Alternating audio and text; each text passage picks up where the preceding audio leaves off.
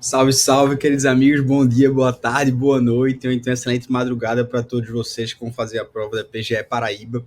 Eu me chamo Felipe Duque, né? Faço parte do Conteúdos PGE e também do Raio X Edital. Também sou professor no SERES. E de alguma maneira quero fazer uma revisão rápida aqui, bater uma bola contigo aqui, trocar um cafezinho, né? Enfim, nada que vá fazer você ter ansiedade nessa reta final, que isso não é o mais importante. Mas o importante é que você centralize um pouco, né? E sinta aquela coisa de que alguém que deu o máximo, velho. Independentemente das circunstâncias, independentemente do que aconteceu na sua vida, fez o que pôde. E essa é a missão sua ao ir para essa prova e tentar dar o seu melhor de si. Mas sem essa conversinha agora, Felipe, vamos para o conteúdo. Preparei um pouco de conteúdo para você aqui. A gente vai falar sobre constitucional, administrativo, processo civil, tributário, financeiro. Pouca coisa. Só algumas coisas que eu acho assim, pô, acho que isso aqui tem cara de prova. Enfim, de alguma maneira quero dividir com você que vai fazer a prova da PGE Paraíba. A gente está aqui nessa revisão de véspera e eu vou logo direto para constitucional. Bom, o que eu achei interessante também a gente tocar aqui em constitucional, tá, gente? Vê, julgado Supremo, né, ADI, falando sobre o cargo de Procurador-Geral do Estado, é de livre nomeação e exoneração pelo governador do Estado, que pode escolher o Procurador-Geral entre membros da carreira ou não. CESP adora esse tipo de pegadinha, viu, velho? Pode ter alguma coisa lá dizendo para você que, enfim, é privativo da carreira. E aí, claro, faz uma pausa, você vai falar comigo, professor, o que é que tem na lei orgânica da PGE Paraíba? Porque eu sei que ela cai na prova, né? Pronto, isso aqui é uma aposta minha, pessoal. Por favor, hoje, a hora que puder, leia a lei orgânica da PGE Paraíba, velho. Eu tô achando que vai ter uma questão na prova, pelo menos sobre a lei orgânica. Professor, e tu vai, joga a coisa e não fala, não, vamos lá, velho, vamos lá na lei orgânica da PGE Paraíba. Ela diz o seguinte, né? A Procuradoria-Geral do Estado será dirigida pelo Procurador-Geral do Estado, nomeado em cargo de provimento em comissão, por ato do chefe do Poder Executivo, dentre advogados de notório saber jurídico e reputação ilibada. Então, perceba, portanto, que ele fala que é um cargo em comissão. Né? Ele não diz que vai ser nomeado, né, dentre os cargos, né, dentre, enfim, cargos de procuradores do Estado. Então, portanto, ele fala que vai ser entre advogados de notável saber jurídico. Então, nesse quesito aqui, eu acho que a lei da PGE Paraíba ela é uma lei grande. Né? Você vai falar, pô, Felipe, a lei orgânica ela é gigante. Sim, velho, mas tem algumas coisas que eu acho interessante. Por exemplo, aqui as garantias e prerrogativas dos procuradores do Estado. Perceba, portanto, que a gente fala aqui de estabilidade e irredutibilidade de subsídio. Mas alguém fala aqui em inamovibilidade? Fala ou não fala? Não se fala, velho. E se não se fala, é, portanto, passível de ser cobrado com uma pegadinha.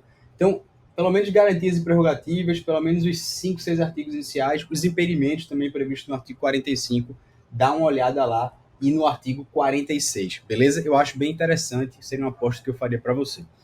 E aí, portanto, né, por outro lado, eu mostro que a garantia, né, da qualidade e isenção da manifestação, o STF entende que o procurador não pode também ser servidor meramente comissionado. Saindo do cargo de procurador-geral, falando de procurador do Estado, né, sem ser o cargo-chefe, a gente também não pode ser exercido por servidor comissionado. Por isso que ele declarou, né, a inconstitucionalidade de lei estadual que crie um cargo de consultor jurídico.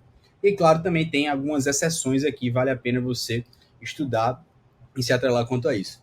Outra coisa que eu acho interessante, né, é óbvio, a decisão do Supremo, né, que declarou a constitucionalidade dos serviços prestados pelos advogados públicos de maneira que receba os honorários sucumbenciais. Entretanto, não existe uma ilimitação dos honorários advogatícios, ou seja, eles devem obedecer o teto remuneratório. Isso aqui também é muito importante. E aqui eu trago uma pegadinha do SESC, por exemplo, que já falou que os procuradores do Estado, né, assim como membros da Defensoria Pública, você tem a garantia da inamovibilidade. Isso aqui, portanto, é uma pegadinha. E aí eu já vou misturando aqui, salada mista, né? Vou botando um bocado de coisa que eu acho interessante que pode cair na sua prova. A DPF, né? A DPF, você precisa ter essas considerações. Não cabe a DPF. E olha, pausa o vídeo, velho. Dá uma olhadinha com calma, tá? Eu tô só trazendo aqui as coisas que eu acho que são apontamentos relevantes, mas num ritmo um pouco mais rápido. Não cabe a DPF contra veto do Poder Executivo, não cabe a DPF contra a PEC, não cabe a DPF contra as súmulas, inclusive as vinculantes, não cabe a DPF contra a decisão judicial transitada em julgado, mas cabe a DPF contra ato normativo já revogado. Muito cuidado com essas questões do cabimento da DPF. Na prova da PGM, João Pessoa, a CESP considera incorreta a seguinte alternativa. A ADPF pode ser proposta pelos entes legitimados para a propositura da ADI, bem como por qualquer pessoa lesada ou ameaçada por ato do poder público. Olha a pegadinha, tá? Por quê? Porque a DPF, a legitimação do DPF, ela está em números clausos, né? Ou seja, ela está no 103 da Constituição Federal. E você não pode ampliar esse rol exaustivo. Ele colocou aqui qualquer pessoa lesada ou ameaçada pelo ato do poder público, isso aí torna a alternativa incorreta. Bom, inconstitucional também, eu coloco mais umas observações interessantes, né? Não cabe intervenção de terceiros, salvo amicus curiae, não cabe recurso, salvo embargos de declaração, e também não cabe ação rescisória na ADPF. Bom, eu também aposto em direito constitucional, né, nesses tópicos que a gente vai tratar sobre alguns julgados interessantes. E aí ele falava, por exemplo, de você retirar, né, uma circulação, um produto audiovisual que foi trabalhado no streaming, exatamente no Netflix, sobre aquela questão de desagradar uma parcela da população. Né? Foi um vídeo, parece que do Porta dos Fundos, que ofendia em tese a religião. E aí perceba que ele fala, ainda que majoritária não encontra fundamento na sociedade democrática e pluralista como a brasileira. Ou seja, o que eu estou querendo tratar para você aqui? Muito cuidado com todos os julgados que envolvem direitos fundamentais. Também é um tópico muito interessante para a prova discursiva na sua prova. E eu trouxe esse tema aqui. Além disso, né, obviamente, tema discursiva zaço, tudo relacionado à Covid, para mim, é tema discursiva nessa prova da PGE Paraíba. E aí eu trouxe o caso da vacinação compulsória, né, para você diferenciar da vacinação forçada. Muito cuidado com a vacinação forçada ou compulsória. Imagina que ele possa até trabalhar de alguma maneira, até numa consulta aí, conversando contigo, para saber a tua opinião, para se o Estado da Paraíba quisesse fazer isso, né? E, enfim, eu acho que é um tema relevante também, vale a pena você tocar. E aí, outro ponto que trata agora mais sobre a autonomia dos estados e municípios, eu também acho interessante você estudar tudo que envolva a autonomia do ente, né? E aí, por exemplo, nessa decisão, o Supremo falou que não era possível exigir que os estados membros e municípios se vinculassem a autorizações e decisões de órgãos federais para tomar atitudes no combate à pandemia, ou seja, até onde é possível você tomar aquelas medidas restritivas, né? Poxa, o Estado quer fechar o aeroporto, ele pode, né? Então, eu acho que são essas questões sensíveis que são cara de prova. A PGE Paraíba também numa prova, numa questão discursiva, eu trago isso relevante para você. E aí, por último, também trago o ponto da CPI, para você estar muito atento, né? E aí eu trago uma questão aqui, apesar de possuir amplos poderes investigatórios, a CPI não pode indiciar juízes por fatos relativamente à atividade jurídica, tipicamente jurisdicional, que é absolutamente imune à investigação realizada pela CPI. E aí percebe esse ponto.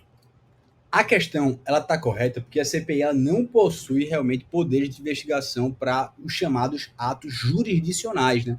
Que são aqueles praticados pelos membros do Poder Judiciário quando eles desempenham a sua atividade típica. Por quê? Porque isso haveria uma ingerência de outros poderes, isso atentaria contra a separação dos poderes. Né? Então, perceba, a CPI também vale a pena você fazer toda essa revisão do conceito de CPI. CPI não tem poder de indiciar ninguém, né? Você tem um relatório, as conclusões são encaminhadas ao Ministério Público, portanto, ela não indicia, tá? Isso é uma atribuição do delegado de polícia, e ela também não denuncia, isso é atribuição do Ministério Público. E eu trago uma questão também no Ministério Público, vedada a ampliação da atuação do CPI, para além de sua finalidade, ainda que tenha descoberto elementos novos e tal. Isso aqui está errado, porque é possível ampliar para fatos novos. A questão é que eles sejam conexos com o fato inicial, beleza? Bom, sobre constitucional, era isso que eu queria tratar de maneira bem simples, algumas coisinhas assim que eu acho interessante, alguns pontos, feito CPI, feito direitos fundamentais, feito autonomia dos estados. Claro, controle de constitucionalidade está patente, eu não quis ficar só nisso. A DPF também, um tema relevante. Professor, o que é que você queria conversar comigo sobre direito administrativo? Veja, essa súmula vinculante eu acho muito interessante, né? É inconstitucional você vincular o reajuste do vencimento de um servidor estadual municipal ao índice federal de correção monetária. Então, tudo que envolva essa questão de isonomia através de uma ação judicial, muito cuidado também, apesar de a gente estar falando de reajuste de servidor. A parte de servidores públicos é um tema que está sempre presente, provavelmente na PGE Paraíba, no dia a dia, até pelo seu organograma funcional, pelo que a gente estudou lá no raio-x genital. Então, outros tópicos interessantes, né? E aí envolvendo já bens públicos, né? Envolvendo bens públicos. É possível a instituição de taxa para a utilização de bem de uso comum do povo. Isso aqui foi cobrado pela CESP isso aqui foi dado como correto. E aí veja que a FCC cobrou isso aí também em 2018. Os bens de uso comum do povo, por sua natureza, não permitem cobrança de valores para sua utilização. Falso, velho. É possível sim. Isso está no Código Civil. Então, tudo que envolve bens públicos, também eu vi que era um tema, um setor específico da PGE Paraíba. Eu acho que vale a pena, tem cobrado, tem caído muito nas questões da CESP. Os bens públicos dominicais, eles podem ser alienados, você tem que ter observância da lei. Os bens públicos não estão sujeitos a uso capião. Velho, isso aqui eu até trouxe aqui para você, você vai ver, né? E o uso comum dos bens públicos pode ser gratuito ou retribuído. Muito cuidado, foi justamente essa pegadinha que a CESP se utilizou. Se você está gostando do vídeo, curta e compartilha. Não, brincadeira, velho. Só, né, dá um joinha aqui para mim. Abraço no coração que eu estou querendo te dar, para de alguma maneira te confortar mesmo nessa prova que está chegando. Então vamos lá. Felipe, o que é que eu acho mais interessante? O Estado pode adquirir bens mediante uso capião? Pode, velho. Pode, muito cuidado também é uma coisa que eu acho que pode cair. O Estado ele pode adquirir bens mediante uso capião. Perceba isso, uma vez que não há norma que impeça tal benefício em favor do Estado. Isso. O Estado pode adquirir. O que não pode acontecer é você ter um bem do Estado que tenha sofrido uso capião, né? Então, isso aí é algo que você não pode confundir, vale a pena você não trocar uma coisa pela outra. E aí, entrando já em outros temas, saindo de bens públicos, poderes, né, velho? Poderes administrativos. Especificamente o que? Poder e polícia, eu acho que é cheiro de prova, assim. Aquela coisa que o cara fala, meu amigo, minha joia, como amigo dele. É cara de prova, fica muito atento. O exercício do poder e polícia reflete o sentido objetivo da administração pública, o que se refere à própria atividade administrativa exercida pelo Estado, certo? Então, seja a concepção de ciclos de polícia, acho que vale a pena. Vale a pena essa questão da delegação, né, que até trouxe um julgado. É constitucional a delegação do poder de polícia por meio de lei a pessoa jurídica de direito privado, integrante da administração pública indireta de capital social, majoritariamente público, que preste exclusivamente serviço público de atuação própria do Estado e olha em regime não concorrencial. Isso é muito importante. Esse julgado foi muito relevante, uma repercussão enorme no dia a dia das procuradorias. Então, estuda bem poder e polícia, dá uma olhada em ciclo, delegação, dá uma sacada também, né, nas questões que envolvem também o poder hierárquico, tá? Cheirinho de prova total, legal, tá? Tamo junto. E eu trouxe também já envolvendo um julgado, envolvendo um pouco de serviços públicos, o corte de serviços essenciais, tais como água e energia elétrica, pressupõe o inadimplemento de conta regular. Muito cuidado, né? Você não pode ter um corte por débitos antigos. Quem trabalha na justiça estadual sabe muito, tá careca de saber. Eu acho que isso envolvendo taxa, né? Claro, envolvendo também tarifa, algo que tem a ver não só com direito administrativo, porque é o regime jurídico de direito público e regime jurídico de direito privado, também tem relação, né, com o direito administrativo. Você dá uma lida na lei 8987 por mim, tá? Tô pedindo esse favor para você. E aí, claro, esse julgamento é mais interessante da súmula vinculante 13, principalmente por suas exceções e peculiaridades. Você está careca de saber a questão do nepotismo, né? E aqui ele vai falar sobre isso, né? Ele dá um limite, né, até o terceiro grau, e ele inclusive vai dar um limite ali, né, para caso os cargos de direção, chefia, enfim, tudo mais. Mas o que eu acho mais interessante da súmula vinculante 13 são suas exceções e suas nuances. Então, por exemplo, a gente sabe que não é privativo, né, do chefe do Poder Executivo criar uma norma sobre nepotismo. Isso eu achei fantástico, velho. Isso aqui é uma pegadinha que o cara fala, velho, isso aqui acho que é ato privativo de governador, de presidente criar lei. Não é, não é. Pode o legislativo, né, ter uma iniciativa sobre esse tipo de lei, criando, portanto, né, alguma vedação ao nepotismo. E muito cuidado também, porque, em regra, não se aplica a cargos políticos, né? Essa questão do nepotismo, e aí o exemplo é o secretário de governo, só que essa súmula ela pode ser aplicada a cargos políticos se houver uma total, né, falta de razoabilidade, né, do nomeado. Então é aquela questão do cara, né, que vai ser nomeado para um cargo exclusivamente de direito e o cara não tem nenhuma formação jurídica, por exemplo, então seria um exemplo hipotético. Avançando em direito administrativo, também acho que essa questão, né, seja de organização administrativa de atos, ela é muito interessante, né? Então, veja, a questão vai, autorização, permissão, concessão de serviço público e empresa privada caracterizam a desconcentração. Cuidado, velho, não erra não, isso é questão besta, pô. Besta que a gente diz, né, é a questão que o cabo vai errar e vai ser meio bocó. Sabe o que é bocó? Né? Então, depois pesquise. Desconcentração administrativa não se confunde com descentralização. Você não vai errar de jeito nenhum isso, né? E aí perceba que a gente está falando, né, quando a gente fala, né, de autorização, permissão, concessão, a gente está falando sempre de descentralização, não de desconcentração. E ele vai lá, desconcentração administrativa implica transferência de serviço para outra entidade personalizada também, mais uma pegadinha, você não cai nessas coisinhas não, tá? Ponto discussível, velho, eu acho que essa doutrina Chenery, ela tem um ponto muito interessante na questão do ativismo judicial e também na questão da gente conseguir modular de alguma maneira, né, a interferência em critérios técnicos do Poder Judiciário. Então, um julgado antigo, né, 2017, a interferência judicial para invalidar a estipulação de tarifas de transporte público urbano viola a ordem pública, normalmente nos casos em que houver por parte da Fazenda Estadual um estabelecimento de uma metodologia para a fixação dos preços, que é algo técnico. Né? Então, segundo essa doutrina Chenery do Poder Judiciário, ele não pode anular um ato político feito pela administração pública sob o argumento de que ele não se valeu de uma metodologia técnica. Isso porque temas que envolvem questões técnicas e complexas, os tribunais não gozam de expertise para concluir se os critérios adotados pela administração são corretos ou não. Assim, as escolhas políticas dos órgãos governamentais, desde que não revestidas de reconhecida legalidade, não podem ser invalidadas pelo Poder Judiciário. Veja que julgamento interessante, um julgamento que envolvia um reajuste, né, de tarifa do setor, acho que foi do setor rodoviário de São Paulo, se não me engano, agora deu um branco, acho que foi São Paulo. E aí, nesse caso, né, o Poder Judiciário ele foi provocado para se manifestar sobre reajuste de quantificação. E aí o Judiciário falou assim, não, velho, isso aí pertence ao Poder Executivo, e inclusive às pessoas que têm capacidade técnica. Então eu achei um julgado muito interessante para você citar até em prova discursiva, citar diante de alguma peça processual, acho que você pode ganhar pontos, ou pode de alguma maneira tratar esse limite aí. Bom, e para a gente finalizar administrativo, né, improbidade administrativa também é um tema que eu acho que vale a pena você revisar. Eu trago um julgado, né, que é possível acordo de não persecução cível no âmbito da ação de probidade administrativa, ainda que em fase recursal. Eu achei massa esse julgado do Benedito Gonçalves. Bom, tributário, Felipe, veja, em tributário eu trago, né, já falo muito de tributário, então tentei trazer um pouco outras matérias.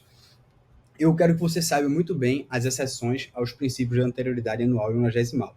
Sempre cai em prova, às vezes a gente se confunde, às vezes a gente não se liga nisso aqui, ó, principalmente alteração de base de cálculo de PTU e de PVA, porque eles são exceções apenas à anterioridade nonagesimal, ou seja, você pode alterar, né, a base de cálculo de PTU e do IPVA, mas, né, você tem que perceber que ele apenas excepcionaliza a anterioridade nonagesimal. Logo, ele tem que obedecer à anterioridade anual, velho. Muito cuidado, tá? As pessoas adoram confundir isso. Então, se quer alterar o IPVA de 2021, tem que publicar a lei em 2020, velho. Você não precisa obedecer aos 90 dias. Não precisa, mas tem que obedecer à anterioridade anual. Muito cuidado. E aí também, trazendo esse caso hipotético aqui para vocês, né? CIRI Combustíveis, CMS Combustíveis, exceções à anterioridade anual. Bom, também, por favor, não confunda imunidade com isenção, também de não incidência, né? A gente sabe essa distinção, que a imunidade ela tem uma proteção constitucional, tem vários dispositivos que estão na Constituição e falam que tipo, não vai ter incidência, e você pensa que é uma isenção, não é imunidade.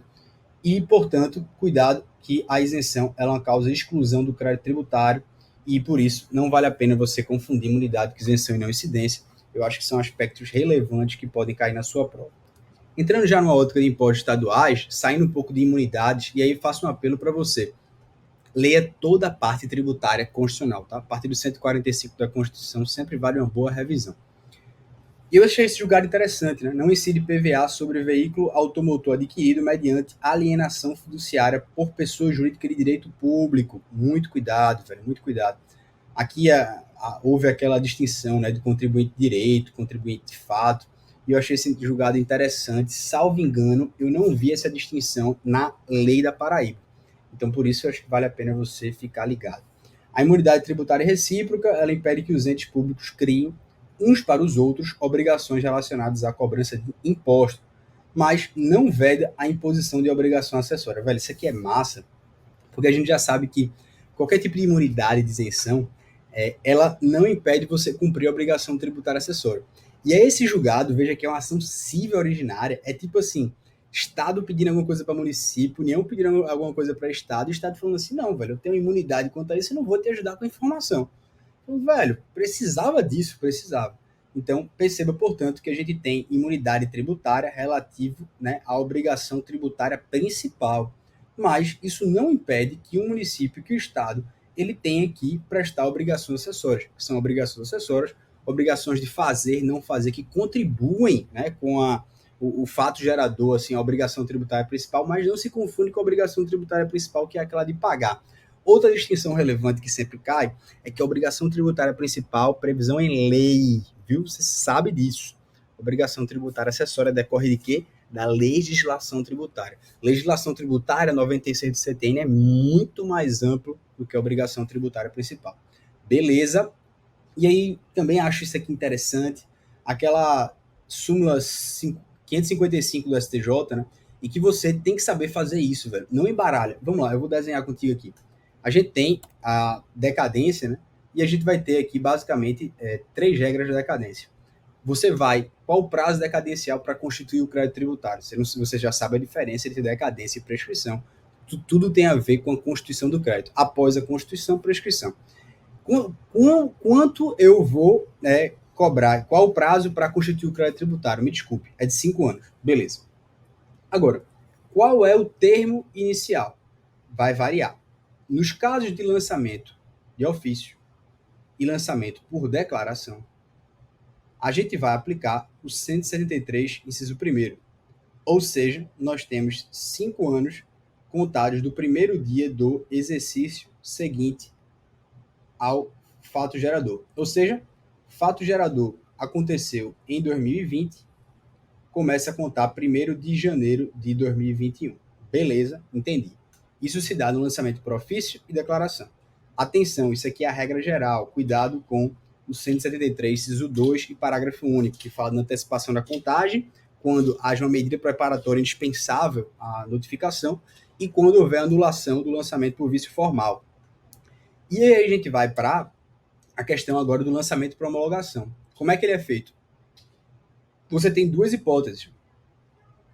Se houver pagamento parcial, ou seja, o sujeito no lançamento por homologação é aquele que ele tem o dever, né, a obrigação de pagar, antecipar o pagamento, sem prévio exame da autoridade administrativa. Tá lá no 150, bonitinho, fechou, minha joia, você sabe disso. Não fique desesperado, minha amiga, isso não vai cair se você não sabe.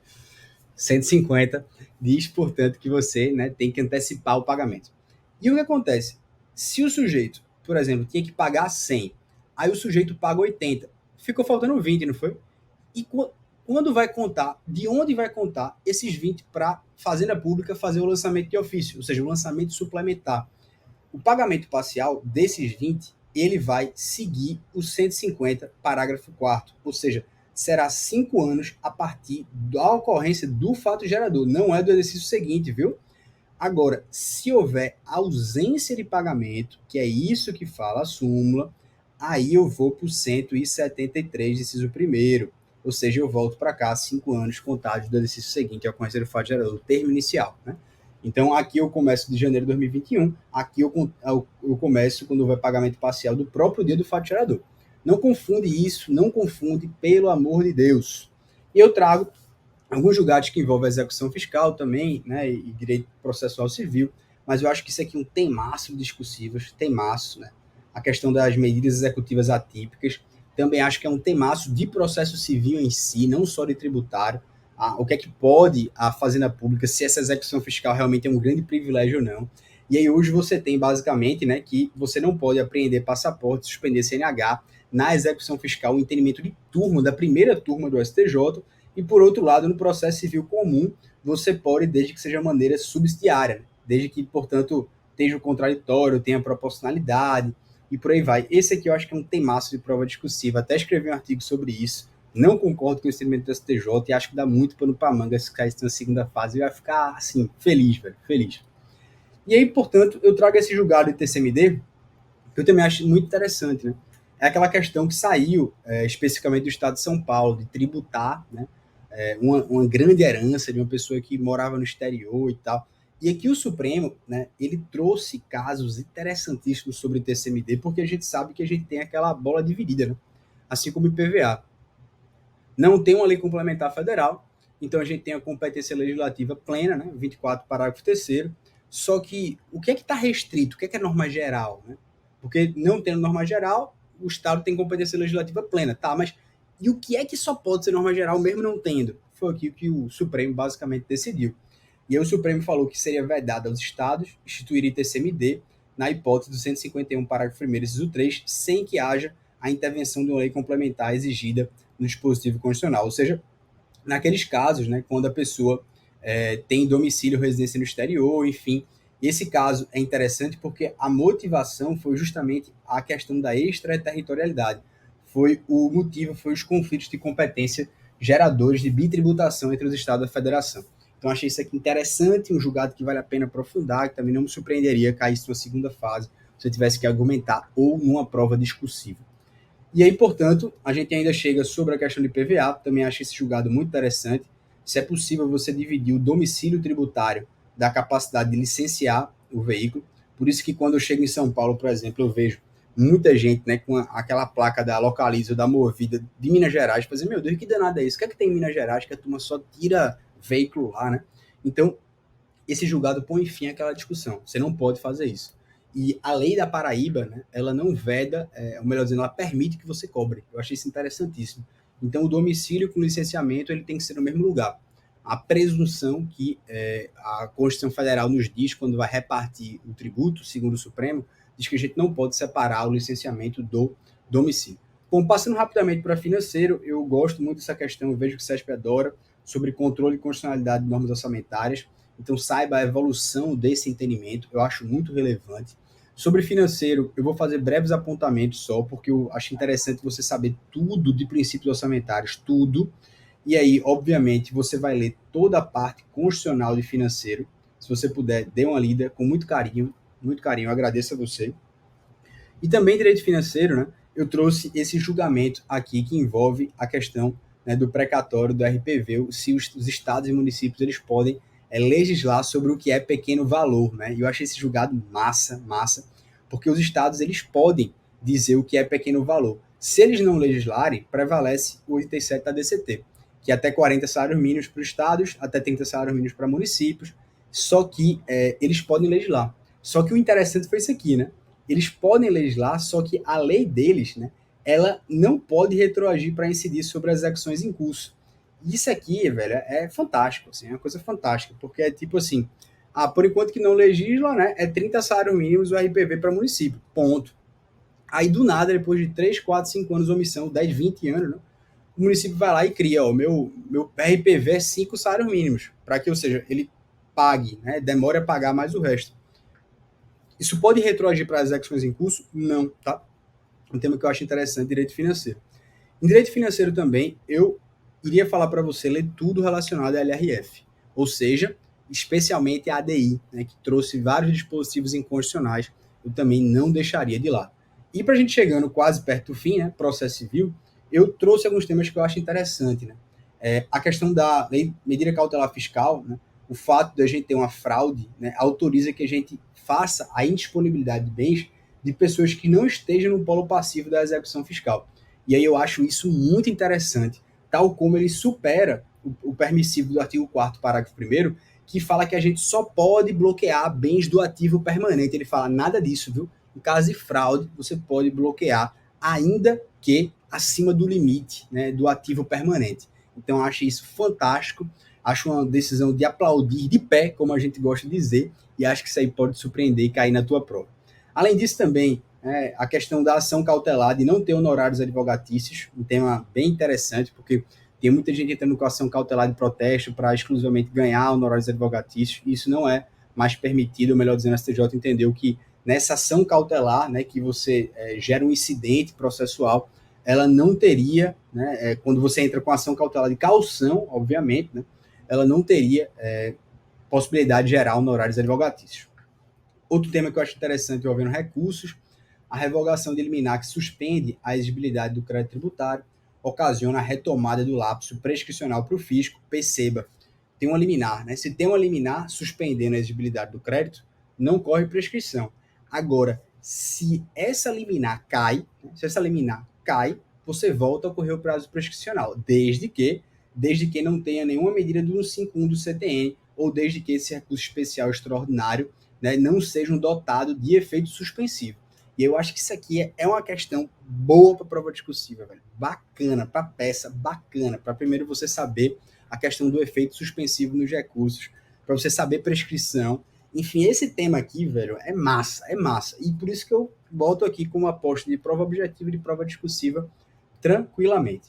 Bom, esse foi um tema também que eu adicionei recentemente lá no buscador, achei interessante, porque não sai informativo, tá? E o artigo 827 CPC, ele é norma específica dos processos de execução. Ele está localizado na execução por quantia certa e, portanto, ele abrange as execuções fiscais com base em CDA, sendo obrigatória sua aplicação em detrimento do 85, parágrafo 3º. E aí perceba qual é a lógica, tá? Perceba qual é a lógica. O que é que os contribuintes alegaram? Eles disseram o seguinte, olha, quando a Fazenda Pública propõe o processo, tem dizendo lá um dispositivo, né, que você vai ganhar, a Fazenda Pública vai ter um percentual de 10% de honorários advogatícios. Está lá no 827. E aí, velho, quando a Fazenda Pública, ela, portanto, ingressa com a ação de execução, ela ganha 10%. Beleza. Mas o 85, parágrafo 3º, diz que quando ela perde, a gente tem aquele arbitramento de honorários, né, de acordo com o valor do proveito econômico. Então isso não faria isonomia, não. A Fazenda Pública, quando ela propusesse um processo, por que ela não ganha de acordo com o valor econômico? E aí, por isso que eu falei, bicho, que julgado interessante, né? E aí o STJ olha para isso e fala, olha, velho, o 827, ele busca atender o interesse do credor, ele é uma norma específica e ele não se aplica em detrimento do 85, parágrafo 3º. Se está lá no 827, ele vai ter que ser aplicado. Você não pode dizer que isso aqui está ferindo isonomia e, portanto, né, isso aqui não vai ferir nada. A gente tem que seguir o 827, o percentual da Fazenda Pública é de 10% mesmo, beleza? E aí eu achei interessante também esse julgamento, oposição tempestiva de embargo de declaração por uma das partes não interrompe o prazo para que a outra parte interrompa, oponha embargo de declaração. Isso eu acho bem interessante, né, porque a priori você vai olhar um tema e falar, poxa, se a parte entrou com embargo de declaração, o juiz decidiu, não volta a interrupção, não zera o prazo para que a outra parte interponha igualmente embargo de declaração. É um tema que eu acho massa, seja não pegaria prova objetiva, seja discursiva, fica muito atento. E aí, portanto, a execução invertida, né, ela não seria inconstitucional, né, não ofende a ordem constitucional de determinação judicial para que a União proceda aos cálculos e apresente documento relativo à execução do processo em tramitação no juizado. É um tema que eu achei interessantíssimo também, porque mexeu muito com a ordem da execução. Bom, eu acho que a gente está finalizando aqui, e eu acho que esse tema de exceção de pré-executividade também, um pano para manga para cair em processo civil e em tributário, e esse julgado me chamou muita atenção. A possibilidade de você, né, conhecer uma exceção de pré-executividade e poder, né, complementar com provas. Né? E eu acho que isso aqui é algo assim que a intimação do executado pode ser feita para juntar os autos de prova pré-constituída mencionada nas razões ou complementar documentos já juntados de maneira que não configure violação probatória. Eu achei um tema assim bem complicado, né, para cair, porque não achei outro precedente, mas dá uma conferida nisso. Eu acho que essa pré-executividade é um tema cheio. E aí, por fim, eu trouxe dois temas aqui que eu acho interessante: conexão e competência. Muito cuidado esse parágrafo 2º, tá? A execução de título extrajudicial. E também trago remessa necessária, porque eu acho que remessa necessária é cara de prova. Dá uma lida antes de você ir para a prova, ok? Bom, pessoal, então é isso, tá? Eu sei que amanhã é a prova, eu sei exatamente o que é que você está sentindo. Nesse momento a gente tem uma certa ansiedade, uma angústia, a gente tem um bocado de dúvida, sente esperança também, por isso que eu tenho algum recado para dizer a você. Eu sei que vai passando um filme na nossa cabeça, a preparação exaustiva, a pandemia que chega, as cobranças que a gente recebe dos outros, a própria cobrança que a gente faz de nós mesmos, e eu sei que não é fácil ser concurseiro, só quem nos entende é quem vive isso, que a gente vive. Alguns vão sentir uma sensação de tranquilidade amanhã, que tem um dever cumprido, outros, a grande maioria, não sente isso porque se cobra mais, sente que não sabe nada, sente que tudo que já foi estudado, de alguma maneira você esqueceu, e de alguma maneira eu quero que você não tenha essa visão pessimista, velho, porque são várias matérias, é difícil de você estudar, É difícil, né, de você sentir essa sensação de dever cumprido, mas, bicho, não se sabote amanhã. A sensação amanhã é de você apenas dar o seu melhor.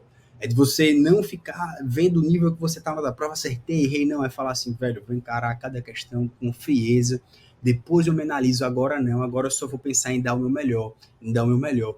E eu acho que é essa sensação que tem que ser buscada, velho. Dar o melhor de si, basta. Dar o melhor de si, basta, em tudo na nossa vida. Dar o melhor de si é a coisa que mais importa, velho. Em tudo que você faz.